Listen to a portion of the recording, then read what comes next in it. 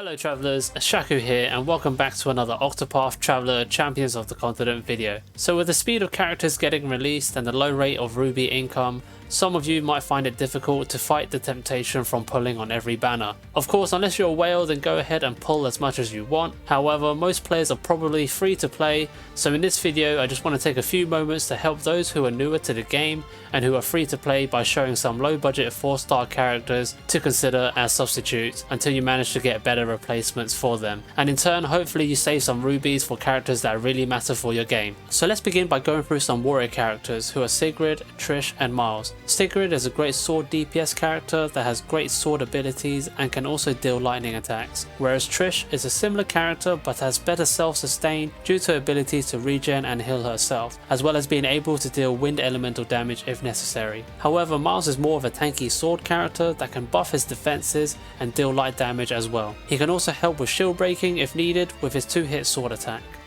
As for merchant characters, Helga, Devon and Pia are probably your best bet. In particular, Pia is a fantastic tank for new players if you manage to get her, since she can AoE taunt and buff the front row with 15% attack up, as well as having spear and light AoE skills and a 2-hit spear attack. Whereas Devon is more defensive, as his AoE taunt allows him to buff his defenses and has a skill to counter physical attacks for a number of turns. Devon also has a self-regen passive and can also deal wind damage if necessary. As for Helga, she has multi-hit spear and ice coverage as well as the ability to heal herself, which goes well with her 1-star passive, since while at full HP she can taunt all enemies on the field if you plan to use her as a tank. She can also be an option for you against Farkin in the arena.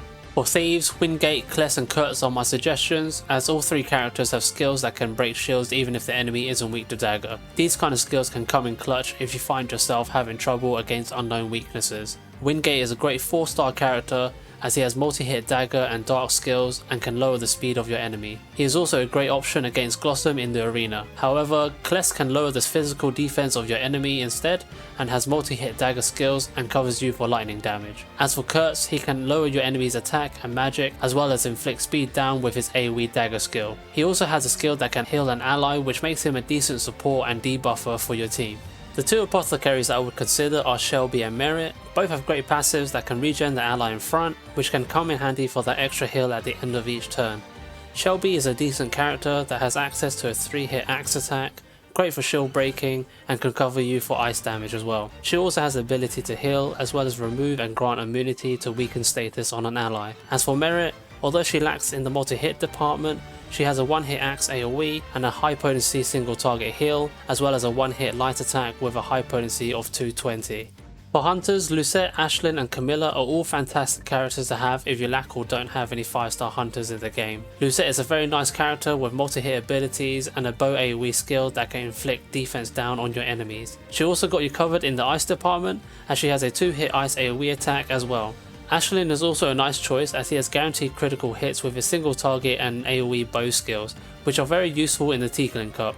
Although he lacks multi-hit skills, he is still an option to use in my opinion. And as for Camilla, she is a great character to have in your party. She is a great support with the ability to heal, and with her passive she can also regen the ally in front. Camilla also has a 2-hit bow AoE skill, great for shield breaking, and overall she is just a nice rounded character.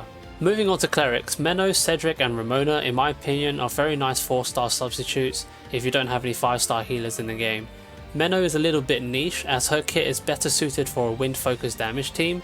However, she does have access to a full front row heal that can also apply regen. As for Cedric, he also has access to a full front row heal that can also apply regen, but with slightly higher potency than Menno's. Cedric also has skills that can inflict bleed and apply defense down on his enemies. For Ramona, she as well can heal the front row and also apply magic defense up on the team, which can be useful in situations like the Varkin Cup, and her passives allow her to gain some SP back as well as regen the allies' health in front of her after each turn. Ramona also has you covered if you need some ice damage done to your target, and overall just a great support focused character.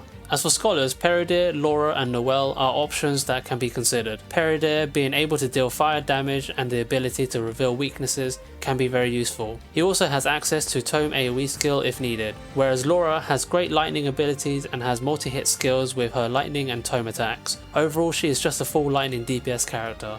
And for Noelle, she has utility for both buffing and debuffing, as well as the ability to deal some high wind damage.